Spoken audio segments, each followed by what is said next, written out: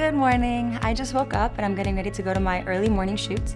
So let me walk you guys through my steps on how I get ready for the day. I just cleanse my face with cleansing foam and I feel really refreshed and it's a good, clean base to start the day. So first, le Serum. It sets my skin up for the first layer of hydration and it makes me feel glowy and awake. Next, I like to use the Hydro-Clarifying Lotion, which stops my skin from being too shiny as the day goes on. It's also an extra layer of hydration, and it feels fresh and dewy at the same time. These pads are so soft, by the way, just to add a little bit more gentle touch. The final step is the Protective Fortifying Cream. It's insanely nourishing and helps my skin looking healthy and glowy all day long.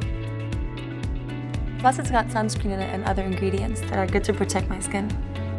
I've noticed I'm looking a little more radiant each day.